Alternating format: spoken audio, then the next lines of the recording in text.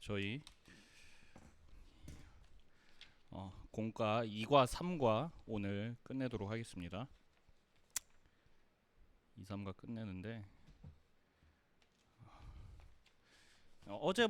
어제 한과 하는데 거의 한 1시간 걸리더라고요. 근데 이제 어제보다는 짧을 거라고 예상을 하고 그렇게 보도록 하겠습니다. 우리가 어제 이제 복음의 그 하나님 나라 관점에서의 복음의 의미가 무엇인지에 대해서 배웠었고, 그리고 또 이 복음을 기독교 세계관으로서 받아들여야지만 삶을 결정하는 세계관의 특성 때문에 우리의 삶이 성경적으로 변화될 수 있고 삶의 실천이 일어난다고 했습니다. 이런 실천의 모습을 우리가 이제 우리의 마음을 온전히 하나님께 드린다는 의미로 제가 어제 그렇게 이야기를 했는데, 그 말은 무엇이냐면 우리가 하나님의 통치 안으로 온전히 들어간다. 그러려면 우리의 세계관이 변화되어야 되고 우리의 세상을 바라보는 시각이 성경적으로 복음적으로 변화되어야 된다고 했습니다. 이거는 또 지성적인 영역에서만 머무르는 것이 아니라 더 나아가서 우리의 영적인 측면에서도 반드시 필요한 작업이기 때문에 우리의 세계관이 바뀌는 것은 우리가 아무리 그걸 공부하고 한다고 해서 되는 것도 아니고 어떤 영적인 영역, 종교적인 영역이 반드시 있다. 이것도 기억하시면서 보시면 좋을 것 같습니다. 우리는 이제 요거를 통해서 공과를 통해서 아이들의 지성적인 영역에 대해서 저희가 터치를 하고 티칭을 하는 것이고요. 그리고 집회, 기도회, 또 우리 아이들을 위한 그런 예배를 통하여서 아이들의 영적인 면이 변화될 수 있도록 그렇게 하는 것임을 기억하시고 우리 선생님들 잘 준비해 주셨으면 좋겠습니다. 제 기도하고 시작하겠습니다. 사랑해 주님 감사합니다. 오늘도 저희가 모였습니다. 이 시간 배우고 나누고 익히는 것들이 우리 안에 들어와서 온전한 삶의 지식이 되어지게, 참 지식이 되어지게 하여 주시옵고, 이것을 배우고 익히며 우리가 잃어버렸던, 우리가 세상을 살아가며 무엇을 바라보며 무엇을 바라야 했는지에 대한 그런 관점들, 하나님 그것들을 우리가 다시 한번 더 생각하고 고민하고 되돌아보는 시간이 될 수 있도록 주님 인도하여 주시옵소서. 늦은 밤 늦은 저녁 수고하시는 우리 선생님들에게 함께하여 주시고 이 과정을 통하여서 하나님 또 홀로 영광 받아 주시옵소서. 살아계신 우리 구주 예수 그리스도 이름으로 기도했습니다. 아멘. 자, 오늘은 이제 그래서 기독교 세계관의 특징에 대해서 배울 겁니다. 기독교 세계관의 특징 두 가지에 대해서 배울 건데, 첫 번째는 유일성과 기독교 세계관의 그 두 가지 파트로 나눠서 배울 거예요. 그래서 기독교 세계관의 유일성, 그러니까 이거는 기독교 세계관이 왜 진리인가에 대해서 배우는 것이고요. 그리고 두 가지 특성을 배울 건데, 그 다음에는 다음 파트에서는 첫 번째가 기독교 세계관의 배타성입니다. 왜냐하면 기독교는 진리이기 때문에 거짓을 거짓이라고 얘기하는 배타성이 있을 수밖에 없다 라는 내용이 배타성이고, 그리고 기독교 세계관의 포괄성인데, 이때 포괄성은 다른 거짓 세계관들을 끌어안는 그런 포괄성이 아니라 세상의 모든 것들에 대하여서 설명할 수 있고 해석할 수 있고 답을 줄 수 있는 것이 바로 우리가 가지고 있는 이 복음이고, 그리고 이 복음 우리의 세계관으로 받아들였을 때 그러한 것이 가능하다라는 것을 우리가 두 가지를 살펴보도록 하겠습니다. 자, 목표, 세상의 다른 세계관들과 비교되는 기독교 세계관의 유일성과 그 특징을 이해하는 것입니다. 자, 요한복음 8장 31절에서 32절 말씀 우리 함께 읽도록 하겠습니다. 시작. 그러므로 예수께서 자기를 믿은 유대인들에게 이르시되 너희가 내 말에 거하면 참으로 내 제자가 되고 진리를 알지니 진리가 너희를 자유롭게 하리라. 네, 감사합니다. 자, 우리 질문으로 마음 열기 한번 먼저 보도록 하겠습니다. 우리 1번 퀘스천인데요. 내 인생에 좌우명 같은 것이 있나요? 요것을 이야기해보고 이것을 내 인생의 어떤 슬로건, 좌우명으로 삼은 이유와 또 나는 그렇게 정말 살아가고 있는지에 대해서 한번 이야기해보도록 하겠습니다. 예, 우리 선생님들 한번 얘기해 보시겠습니까?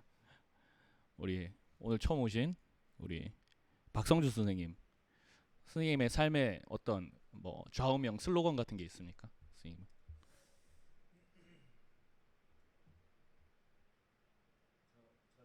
네.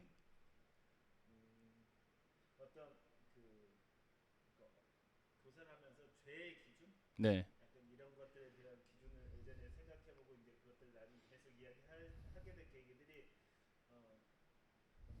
어린애들에게 내가 시킬 수 없는 것이라면 네. 어린애들을 야 이거 좋은 거야라고 하면서 시킬 수 없는 것이라면 그런 것들이 참 내가 죄를 판단하는 그런 기준이 되겠다. 음. 우리가 나쁜 것들을 어린애한테 주면서 이거 좋은 거야 뭐고 하면 할 수가 없잖아요. 네네네. 그런 것들이 우리가 어린애들한테 이렇게 적용해 보면서 제가 이제 애들 가르치고 하면서 그런 기준들이 생겼어요. 음. 그래서 우리가 흔히 말하는 뭐 술 마시고 돈 쓰고 뭐 이런 것들이 죄냐 아니냐 이런 기준들을 잡을 때 애들한테 야술 마셔 괜찮아 음. 이런 것들을 권할 수 있냐 음. 약간 이런 기준들을 가지고 아, 그런 기준들이 선생님 스스로에게도 기준이 된다는 거죠. 애들한테 권할 수 없는 거면 나도 해서는 안 되겠다. 아, 알겠습니다. 그리고 이문희 선생님은 인생에 어떤 좌우명이 있으십니까? 저는 원래 좌우명이 없었다가 네. 저 유학 시절에 어떤 좀 일이 있은 후에 그 먼저 그 나라와 그 애를 구하라 어. 이게 좌우명이 어. 네, 됐어요. 그때는 좀 그런 좀 시기였어가지고 네네네. 네, 그때 좀 너무 뭐 지금도 사실 크게 다르진 않지만 좀 이렇게 제가 목표하고 있는 꿈이나 음. 이런 것들 사실 하나님께서 허락해 주신 것인데 너무 그 허락해 주신 것에만 너무 집중하고 허락해 주신 일을 생각하지 않았던 어. 그래서 그때 한번 되게 호되게 좀 당한 적이 있어서 네네. 그러면서 자연스럽게 그 말씀이 되게 좀 제 인생의 좌우명이 되고 어. 지난번 저희 지난주 찬양도 그 할렐루야 찬양 먼저 그 나라 그게 제가 최애곡이 됐던 것 같아요. 아. 2015년 네. 네, 그 시기에 그게 좌우명이 되어서 그렇게 하나님 나라와 영광을 위하여 살기 위하여서 우리 문희쌤 많이 노력하고 계십니까? 예. 예. 네, 예, 부단히 노력하고 계시죠. 노력을 예. 해야죠. 예. 예. 뭐 어떻게 우리가 스스로 만족할 수 있겠어요. 그런 부분에 있어서. 자, 요거를 왜 물어보느냐 하면은 아이들 뭐 인생에 대하여서 깊이 생각해 볼 뭐 그거는 없을 수도 있지만 아이들이 아, 이거 하나만은 지켜야겠다. 뭐 이런 인생의 뭐 모토나 방향 뭐 이런 것들을 아이들한테 물어봄으로써 이제 그것이 복음과 관련되지 않는다면 예를 들면 이런 거 있잖아요. 무작정 남에게 피해 주지 말자. 뭐 아니면은 뭐 잘 먹고 잘 살자. 뭐 아니면은 뭐 좋은 의미일 수도 있겠지만 뭐 개처럼 벌어서 정승처럼 쓰자. 뭐 요런 뭐 이런 세속주의적인 세계관들이 막 들어간 것들이 우리 아이들의 세계관이라면 그것이 어 옳은 것이 아니고 진리일 수가 없다. 진리일 수가 없다. 여러분들의 삶을 견인해 나갈 수 있는 게 아니다. 라는 것을 이 이후의 과정을 통해서 아이들에게 알려주기 위해서 이거를 물어보는 것이고요. 예, 이런 내용까지 다 일일이 설명할 필요는 없으십니다. 그냥 편안하게 아이들하고 나누시면 되겠습니다. 자, 두 번째, 기독교인으로서 학교, 가정, 친구 사이, SNS 뭐 이런 공간, 다양한 공간에서 기독교인이라서 겪었던 어려움이 있습니까? 예, 기독교인이어서 조금 내가 손해를 봤다든지 아니면은 좀 어려움을 당했다든지 뭐 요런 거 우리 선생님들은 있으시겠죠. 당연히 저도 있는데 예. 우리 선생님들 있으신가요? 내가 교회를 다녀서 좀 손해를 보고 좀 괜한 시비도 당해보고 좀 어려움에 당했던 적 있으십니까? 이문희 선생님은 요런 경험 있으세요? 저는 감사한 거였겠죠. 음, 저는 예전에는 있었지만 지금은 오히려 네네. 뭐 제 직업적인 것에서 봐도 그렇고 뭐 SNS에서 뭐 그런 그러니까 주변에 주로 크리스찬들이 많아요. 물론 이제 뭐 나이론이든 뭐든 간에 좀 아, 명목상 크리스찬들이 거의 대부분이라서 네. 뭐 제가 뭐 어떤 뭘 하는 거에 있어서 뭐 크리스찬으로서 어려움을 겪는다기보다는 그냥 그런 거죠. 뭐 외부의 요인보다 내부의 요인. 그냥 음, 제 스스로가 그냥 기독교인의 명목상으로만 그런 모습이 좀 있는 것 같아서 뭐 외부에서 뭐 음, 교회를 왜 다녀라든지 뭐 그런 거죠. 또뭐 외부의 네, 알겠습니다. 우리 성주 선생님은 뭐 어떤 보통 친구 사이들 만나면 네, 거의 대부분이 이제 뭐 술을 마시러 가기 때문에 네, 네, 네, 그런 자리 가면 네, 아무래도 이제 처음에는 뭐 마셔 막 하면서 막 권유하고 뭐 이렇게 하지만 이제 어느 순간 막 이렇게 그것들을 해서 뭐 이렇게 하면 자연스럽게 이제 그 자리에 어울려도 뭐 별 문제가 없게 되는 단계까지 가기에는 네, 네, 네, 네, 예, 그런 것들을 예, 맞아요. 벗어나야 되는 괴로움이 예, 예, 맞아요. 저 맞습니다. 저도 그랬습니다. 나중에 가니까 아예 아예 그냥 예, 살다 그냥 자연스럽게 예, 가면 자연스러워지더라고요. 예, 예. 어렸을 때나 그러지. 예, 어렸을 때는 막 그렇게 너 왜 안 마시냐 막 이렇게 하지. 나이 들고서는 그게 막 그게 중요한 게 아니라는 걸 아니까. 그쵸. 네. 저 같은 경우에는 가장 최근에는 그 작년 재작년에 그 광화문 집회 그거 해가지고 코로나 막 이렇게 한번 막 이렇게 엄청 예, 예 그거 엄청 그거 됐었잖아요. 그때 이제 저희 고등학교 단톡방에서 고등학교 친구들 동창들 단톡방 있거든요. 한 10명 정도 친하게 지낸 애들이 있는데 그 중에 한 명이 자기도 짜증나니까 저한테 막 뭐라고 그러는 거예요. 야, 니는 뭐 하냐? 예, 너는 뭐 너희 같은 젊은 크리스천들이 나가서 저 사람들을 막아야 되는 거 아니냐? 막 이런 얘기를 하는데 제가 뭐 할 말이 없더라고요, 거기서. 저도 좀 화를 냈었죠, 그때는 걔한테. 그걸 왜 나한테 와서 따지냐? 그걸 나한테 와서 따지냐? 뭐 저 사람들이 저런 거에 대해서 나도 참 불편함이 많은데 저거를 내가 해결할 수 있는 것도 아니고 교회 안에서 저거를 막 또 교회가 저 사람들을 반대하는 단체가 교회는 또 아닌데 예. 그거 하는 사람들 모인 단체가 교회는 아닌데 어머 우리도 힘들다 뭐 이런 얘기를 했던 기억이 납니다. 뭐 하여튼 그런 기본적으로 우리들 지금 현대의 기독교인들의 공감대 정서 속에는 기독교가 세상 안에서 이렇게 잘 어울려서 좋은 이런 영향력을 끼치는 부분도 분명히 많은데 그것보다는 기독교로 인하여서 이 종교라는 이름으로 인하여서 좀 뭔가 사람들에게 실망을 준다든지 아니면은 이런 우리 친구들 사이의 관계에 있어서도 특히 어린 친구들일수록 이런 어떤 의문을 가진다든지 어떤 시시비비가 붙는 이런 좀 교회가 어려움을 겪는 것은 사실 맞는 것 같기도 합니다. 예. 자, 요거를 왜 이야기하느냐면은 기독교인이 필연적으로 이제 경험하게 될 수밖에 없는 이런 핍박들이 있는데 그 핍박의 중심에는 기독교의 배타성이라는 요소가 굉장히 중요하게 작용을 하거든요. 이제 진리이기 때문에 포기할 수 없는 영역들이 우리 기독교에는 분명히 있잖아요. 이를테면 예배 드리는 것이라든지 예를 들면은 뭐 어떤 종교적 이런 신앙의 이유로 우리가 아까 우리 성주쌤 하시는 신앙의 양심의 이유로 어떤 술 취하는 것을 거부한다든지 뭐 어떤 이런 것들 세상에선 당연히 여기는 것들이 이렇게 거부하는 것들에 대해서 좀 사람들이 의아해하기도 하고 쟤네는 왜 저렇게 유난을 떠나 뭐 이런 이야기도 하기도 합니다. 그런데 이제 이 배타성이 우리에게 있어서는 굉장히 중요한 요소라는 것 필연적인 요소일 수밖에 없다는 것을 나중에 설명하게 될 겁니다.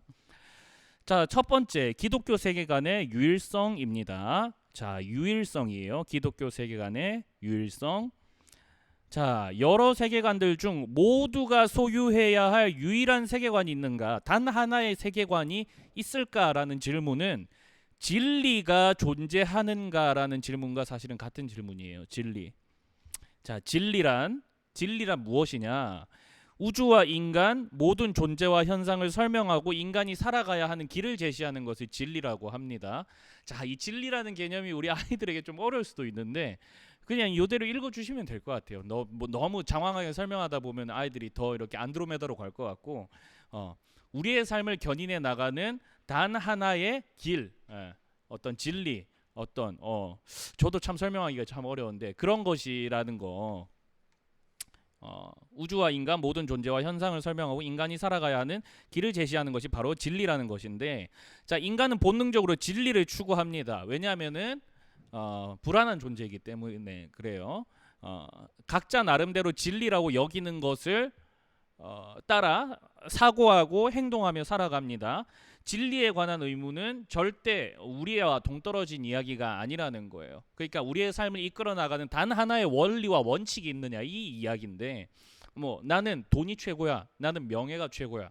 나는 예쁘고 멋있어지는 게 최고야. 나는 좋은 곳에서 뭐 이렇게 뭐 호의호식하는 게 최고야. 이런 원리를 따라서 사람의 삶의 방향이 그쪽으로 향하게 되어 있다는 것이죠. 근데 사람들이 그런 각자 나름대로의 그런 삶의 방향의 설정들도 결국은 어떤 세계관의 산물인데 요것을 이제 단 하나의 진리가 있느냐 단 하나의 진리가 있느냐는 질문 앞에서 나는 그런 거 필요 없는데라고 이야기는 할 수 없다는 겁니다. 왜냐하면 사람은 누구나 다 각자 나름대로의 진리를 추구하면서 살기 때문에. 자, 2번입니다. 인류는 나름의 방식으로 진리를 찾으려 했지만 실패했습니다. 주로 철학이 세상은 무엇이고 누구이며 어떻게 살아야 하는지에 대한 길을 찾으려 했습니다. 그러나 그들은 끝내 유일한 진리를 찾을 수 없습니다. 왜냐하면 인간은 스스로 진리에 도달할 수 있는 능력이 없는 부패한 존재이기 때문에 그렇습니다. 인간은 죄 때문에 부패한 존재이기 때문에 진리라는 것을 찾을 수 없습니다. 온전하고 완전하고 인간의 삶을 풍요롭게 하고 완전하게 하고 안전하게 하는 단 하나의 진리를 인간 스스로의 힘으로는 찾을 수 없었다는 거예요. 근데 수많은 철학자들이 그걸 시도했다는 겁니다. 그러니까 이 철학이라는 문제는 사실 굉장히 우리 생활과 우리의 정신세계와 굉장히 밀접한 것인데 이거 골 아프다 머리 아프다라고 하니까 우리가 차치해버리지만 누구나 사람은 철학적으로 생각하고 사고하고 판단을 하죠. 자기가 영향을 받는 철학이 누구나 있기 마련입니다.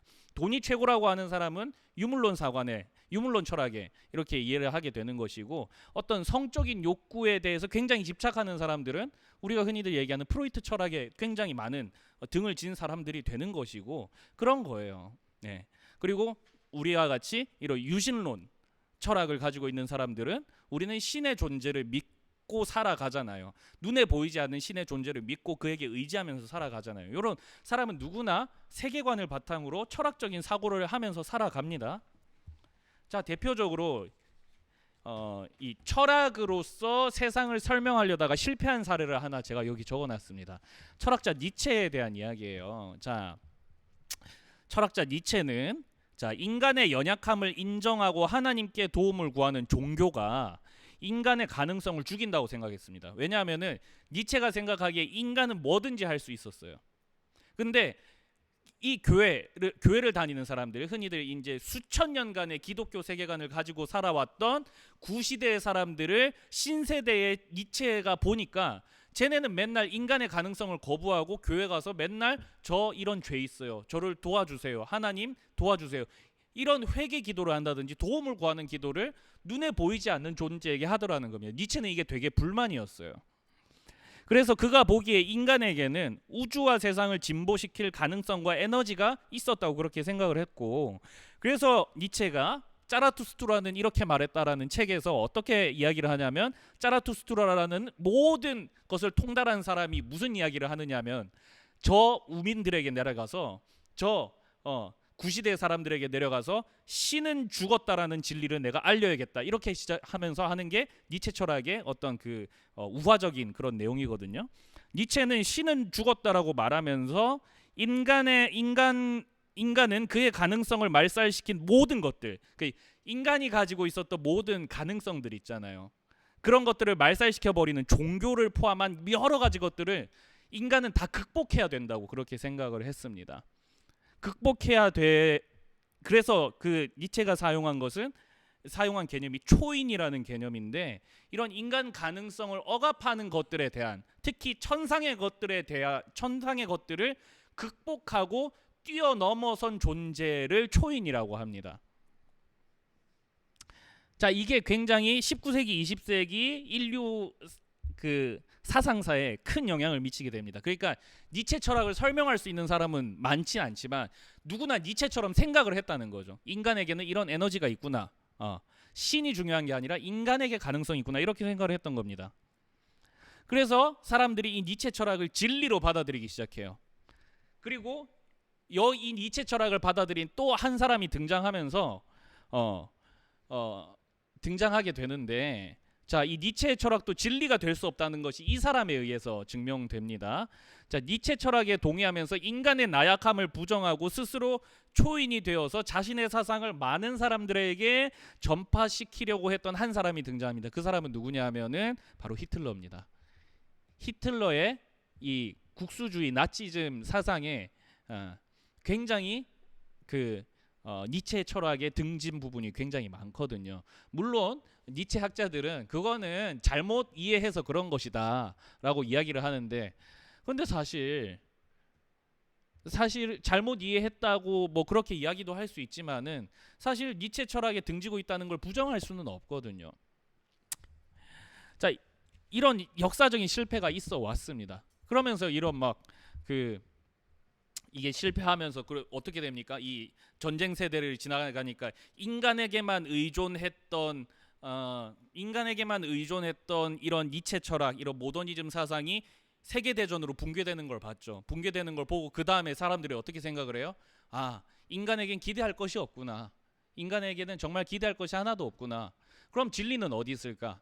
이러면서 베트남전을 지나면서 미국에서 뭐가 유행했습니까? 히피 문화가 유행합니다. 히피 문화의 핵심에는 인도 종교가 돼 있거든요. 그러니까 저 멀리 오리엔탈의 세계에는 뭔가 자신들을 이끌어 줄 수 있는 진리가 있지 않을 거라는 기대감이 70년대, 60년대 미국의 젊은이들을 열광시켰던 거고, 근데 인도에서 흔히들 얘기하는 열반을 잘못 이해하면서 야괴치하고 이런 일들이 일어나면서 인간은 계속해서 나름대로의 진리를 찾으려고 했지만 실패를 거듭하는 것을 역사는 계속해서 증명하고 있습니다. 자, 그러면서 이런 시도가 실패해오면서 결국 지금에는 어느 지경에 왔냐면은, 그래서 이제 유일한 진리는 없다라고 말하는 상대주의 철학이 세상을 지배하고 있습니다. 다 해보니까 아니더라는 거예요. 그러니까 유일한 진리는 없구나라는 것이 핵심이 된 상대주의 철학이 세상을 지배하고 있습니다. 그래서 니도 맞고 내도 맞고 우리 다 맞다, 이런 것이 상대주의의 핵심이에요. 그러나 다 맞다라고 말하는 상대주의는 비윤리적인 결정들까지도 정당화시켜버렸죠. 상대주의 철학과 세계관이 지배하고 있는 이 세계는 지금 어떻습니까? 프랑스에는 지금 여기에 제가 적어놓은 거면 비혼 출산자가 혼인 출산자보다 많습니다. 그러니까 결혼 가정에서 나온 자녀보다 결혼하지 않은 가정에서 나온 자녀가 프랑스에는 지금 더 많고, 세계 각국에서는 지금 마약이 점점 합법화되고 있죠. 그리고 부도덕한 성적 쾌락의 추구가 자유로워지고 있습니다. 동성 결혼 지금 되고 있고, 그렇죠? 일부 다쳐도 어쩌면 될지도 모르겠습니다. 또 어느 좀 굉장히 자유로운 국가와 주에 가면은 동물과의 결혼도 인정해주는 요런. 그러니까 유일한 진리가 없으니까 너도 맞고 나도 맞고 다 맞다라고 생각을 하는 거예요. 상대주의의 가장 큰 맹점이 이겁니다. 절대적인 것이 없다고 생각하니까 절대적으로 지켜야만 하는 윤리적 기준마저도 붕괴돼 버리는 겁니다. 자, 인간은, 자, 밑에 정리하겠습니다. 인간은 연약함과 부패함 때문에 스스로 진리를 찾을 수 없습니다. 스스로 진리를 찾을 수 없습니다. 인간 스스로는. 역사가 증명하고 있죠. 근데 이러한 진리, 그래서 3번 결론은 무엇이냐? 진리는 인간 외부에서 주어져야 된다는 거예요. 즉 계시되어야 됩니다. 진리는 반드시 계시되어야 됩니다. 왜냐하면 타락한 인간은 스스로 진리를 찾을 수 없기 때문입니다. 진리는 오직 하나님께서 주셔야지만, 계시되어야지만 알 수 있는 겁니다. 이 계시가 우리에게 주어졌으니 무엇입니까? 바로 성경입니다. 성경을 통해 우리는 우주가 어떻게 시작되었는지를 알 수 있고, 그리고 이 세상에 일어나는 수많은 현상들의 원인과 결과에 대해서 설명할 수 있습니다. 맞죠? 우리가 성경적인 시각을 가지고 세상을 이해할 수 있잖아요. 죄의 영역들과 하나님의 영역들에 대해서 분별하고 판단하고 구별 지을 수 있고, 그렇기 때문에 우리가 세상을 변혁시킬 수 있는 주체가 될 수 있잖아요. 그리고 최후의 이 세상이 어떻게 될지에 대하여서도 성경은 이야기하고 있습니다. 자, 예수님께서 진리를 찾을 수 없는 우리에게 그 진리를 알려주시기 위하여서 오셨죠. 예수님께서 오셨습니다. 자, 인간은 십자가에 죽으신 예수 그리스도를 통해서만 진리에 도달할 수 있습니다. 이것이 성경에 알려져 있습니다. 우리는 성경을 통하여서 알게 된 이 진리를 복음이라고 부릅니다. 그렇죠? 우리는 복음을 진리라고 부릅니다. 자, 정리합니다. 우리가 진리는 뭐라고 했습니까? 이 세상을 설명할 수 있고 현상을 설명할 수 있고 인생에 나아가야 될 유일한 길을 알려주는 것을 진리라고 했습니다. 근데 이 세상에 많은 사람들이 진리를 찾아보겠노라 생각했지만 다 실패했습니다. 그렇기 때문에 우리는 스스로 진리를 찾을 수 없다는 것을 인정해야만 하고, 이 진리는 외부로부터 주어져야 된다는 것, 인간으로부터 주어져야 되는 것, 전달되는 것이 아니라 위로부터 계시되어야 된다는 것을 우리가 인정해야 된다는 것입니다. 그리고 그 진리가 되신 분께서, 생명의 진리가 되신 분께서 우리에게 직접 찾아오셨고, 우리에게 어떻게 살아가야 되는지에 대해서, 어떻게 하면 인생의 문제를 해결할 수 있는지에 대해서, 어떻게 하면 삶이 변화될 수 있는지에 대해서 알려주셨습니다. 자, 정리합니다. 진리는 반드시 하나님으로부터 계시되어야만 합니다. 성경을 통해 우리에게 계시된 이 진리는 바로 복음이며, 우리는 이것을 세계관으로 받아들이게 됩니다. 자, 여기까지 혹시 질문 있으신가요?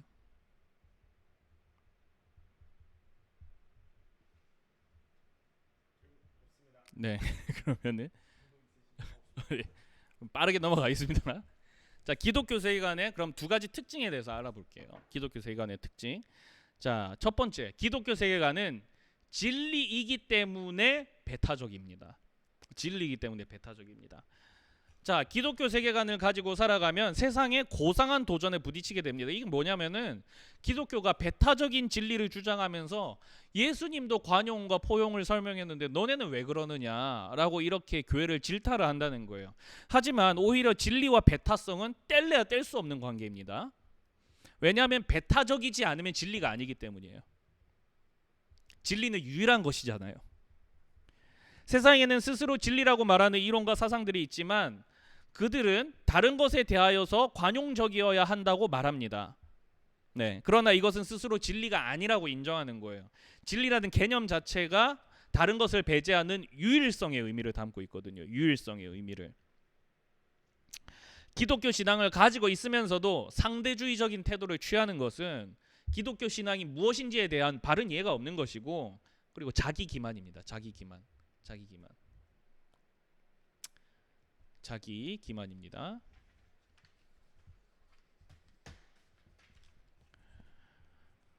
자, 예수님께서는 내가 곧 길이요 진리요 생명이라고 분명히 얘기하셨습니다. 예수님의 관용도 진리 안에서 이루어졌다는 거예요. 예수님은 다른 거짓 진리에 대한 관용을 이야기하지도 않으셨습니다. 예수님께서는 분명히 잘못된 것은 잘못됐다고 이야기하셨죠. 세상의 눈치를 보면 기독교의 배타성을 은근슬쩍 부정하면서 예수님의 말씀을 실천하지 않는 것이 야말로 우리 시대의 기독교인들의 문제입니다. 자, 옆에 사진을 보시면 두 가지 의견이 충돌하고 있는 것을 봅니다. 자, 이게 뭐냐면은 퀴어 페스티벌에서 일어난 두 가지 판넬인데, 하나는 예수님 사진이 있는데 예수님이 안아주는 것이 사랑입니다라고 하면서 이 동성애자들도 끌어안아 줘야 된다라고 그렇게 이야기를 하고 있고, 옆에는 사랑하니까 반대합니다라고 그렇게 되어 있네요. 자, 우리 선생님들도 잘 아시다시피 동성애는 죄입니다. 죄예요. 분명히 죄입니다. 타고난 성적 지향이 아닙니다. 그리고 타고난 성적 지향이라고 만약에 가정을 한다고 할지라도 그게 죄라는 것은 변함이 없습니다. 하나님께서 그렇게 만드시지 않으셨어요. 인간은 누구나 죄인으로 태어나고 복음으로 인하여서 새 생명을 얻고 변화되게 됩니다. 그렇기 때문에 그 성적 지향이라, 타고난 성적 지향이라는 것은 처음부터 말도 안 되는 이야기고, 두 번째로 동성애는 죄이기 때문에 우리는 반드시 그걸 죄라고 이야기할 수 있어야지만 한다는 것이죠. 근데 물론 동성애자들에 대한 긍휼의 마음은 분명히 가지고 있어야 되고, 그들이 만약 진리를 찾고 하나님의 사랑을 찾는다면 우리가 그들에게 설명해 줄 수도 있어야 되고, 저들을 하나님의 사랑으로 품을 수도 있어야 됩니다. 그러나 품을 때에 무작정 너의 모습 그대로를 사랑한다는 것이 아니라 진리 안에서 사랑하는 것이 진짜 사랑이라는 것이죠.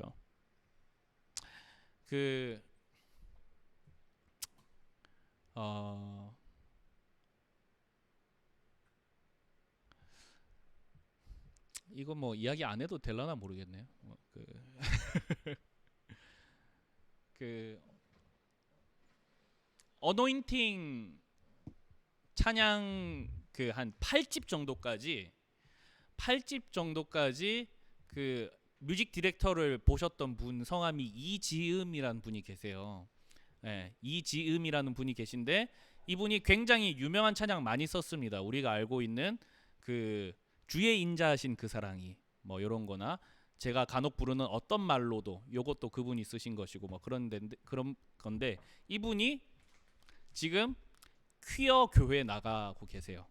이분이 동성애자여서 그런 게 아니라 예, 섬돌향림교회라고 있는데 예, 이분이 그런 퀴어 축제를 하잖아요. 그러면은 거기에 가셔서 기타 들고 노래를 하세요. 그래서 퀴어 사랑하심 뭐 이런 노래를 부르시고 다니십니다. 제가 이거를 직접 봤습니다. 인천 퀴어 축제에 오셨는데 제가 인천에서 사역할 때 저희 교회 앞에서 퀴어 퍼레이드가 벌어졌거든요. 그래가지고 제가 그분을 봤습니다. 예. 그러니까 이분 같은 경우에는 물론 뭐 정말 이분이 사랑이 많으셔서 그 동성애자들도 그들 나름의 고충이 있겠죠. 그들 나름의 내면의 싸움이 있겠고 교회 안에서 당연히 거부당했던 경험도 있었을 것이고 보수적인 교회 환경 안에서 그런 걸 보면서 부당하다고 생각할 수도 있었겠지만 그래도 그건 옳지 않습니다. 예. 예. 신앙의 수준이 높다고 하여서 신앙의 연수가 오래됐다고 하여서 교회 안에 선한 영향력을 그동안 많이 끼쳤다고 하여서 그 사람의 행동이 정당화될 수는 없는 겁니다. 예. 나의 행동이 나의 그동안 해왔던 신앙생활의 행보가 이런 것 그 나의 신앙생활 전부를 정당화할 수는 없다는 것이고 오직 우리는 진리 안에서 하나님의 말씀 안에서 이 세상의 것들을 판단하고 생각할 수 있도록 분명히 이야기해야겠습니다. 자, 기독교 세계관은 자, 두 번째 특징입니다. 첫 번째 배타성이었죠. 두 번째 기독교 세계관은 우주와 세상의 모든 것을 설명할 수 있는 포괄성을 가지고 있습니다. 포괄성. 기독교 진리는 타협할 수 있는 게 아닙니다. 자, 타협 안 됩니다. 우리는 타협은 못 합니다. 기독교 세계관은 우주와 세상의 모든 것을 설명할 수 있는 포괄성을 가지고 있습니다. 자, 진리는 편협하거나 부분적일 수 없습니다. 진리는 우주와 인간 그리고 그 안에서 벌어지는 모든 현상을 설명할 수 있습니다. 자, 밑에 그림이 있는데 혹시 이 그림 아십니까? 이 고갱의 그림인가 그런데 잠시만요. 이거 나 갑자기 정보가 나도 생각이 안 나는데 이 왼쪽에서부터 인간의 태어남, 살아감, 인생 그리고 끝에는 죽음에 대한 이야기를 하고 있는 거예요. 왼쪽에서 쭉 보면 이게 큰 그림인데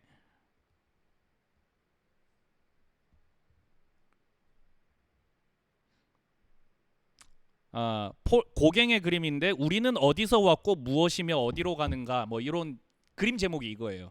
우리는 어디서 왔고 무엇이며 어디로 가는가 이 그림인데 고갱이 예술 작품을 하면서 끊임없이 고민을 했던 것 같아요. 보통 예술은 자신의 사상이나 생각을 그 어떤 표현을 음악이나 미술이나 이런 걸로 표현을 하는 거잖아요. 예술이라는 게. 근데 이 사람은 인생에 대한 고민을 했던 것 같아요. 우리가 정말 어디서 가고 무엇을 하고 어디로 가는가에 대한 고민을 했는데 이 그림을 그리고 나서 얼마 가지 않아 고갱이 죽습니다. 예. 자, 세상 나름대로 이렇게 설명을 하는데 이런 시도를 해왔던 사람들이 많고 사람이라면 자연스럽게 인생에 대한 이런 관망하는 자세를 당연히 가진다는 겁니다. 어느 순간에 가면 나는 진짜 왜 살지?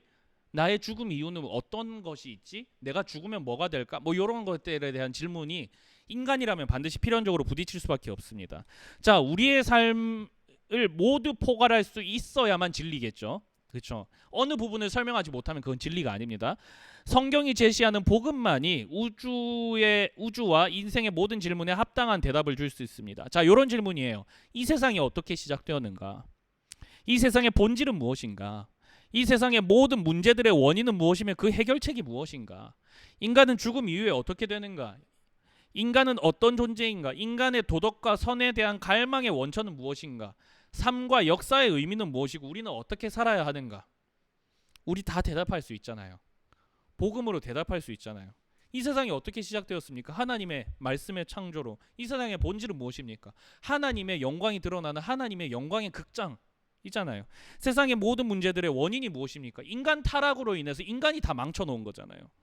인간은 죽음이 어떻게 됩니까? 하나님의 심판대 앞에 선다. 인간은 어떤 존재입니까? 하나님의 형상이다. 인간의 도덕과 선에 대한 갈망의 원천은 무엇인가? 하나님의 형상 때문에 인간 안에 인격성이 있게 돼서 그렇게 된 것이다. 인간의 삶과 역사의 의미는 무엇인가? 하나님 나라와 그 영광을 위하여서 우리가 소리문답 1문을 통해서 배웠던 것, 그 이야기. 우리는 어떻게 살아야 되는가? 아까 문희쌤 말씀해 주신 대로 하나님 나라와 그 영광을 위하여. 기독교 신앙은 단순히 내 삶의 소원과 필요를 만들어내는 것이 아닙니다. 기독교 신앙은 우리의 세계관으로서 우리가 세상을 설명하고 더 나아가 그것을 복음으로 변화시키도록 만들어줍니다. 복음으로 변화시키도록.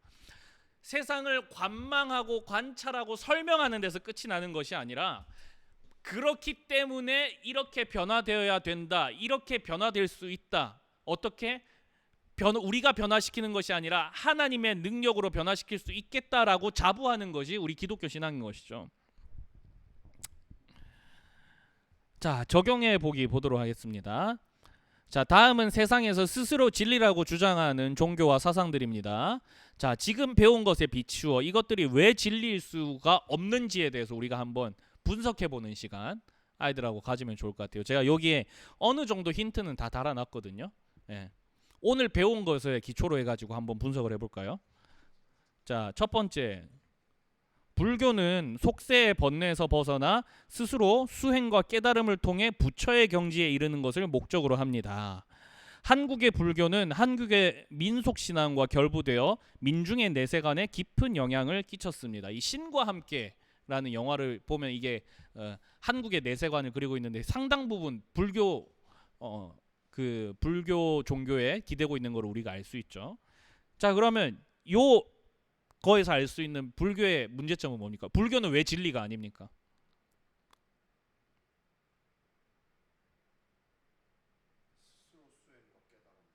그렇죠. 그것도 있고 스스로 할 수 있다는 거. 그리고 배타성이 없죠. 불교는 배타성이 없습니다. 한국의 민속 종교와 결부하여서 새로운 거에 나와버렸습니다. 그렇죠? 자, 두 번째, 포스트 모더니즘은 21세기를 지배하고 있는 사상입니다. 자, 포스트 모더니즘은 기존 질서에 대한 거부와 해체, 이거를 표방하면서 모든 의미의 기준을 자기 자신에게 두는 사상입니다. 네. 포스트 모더니즘이 진리일 수가 없는 이유는 무엇일까요? 그쵸. 그쵸. 질서에 대한 기준도 자기에게 있고, 그리고 무엇보다도 이 사람들은 질서가 없는 사람들입니다. 포스트 모던은 질서를 거부합니다. 예.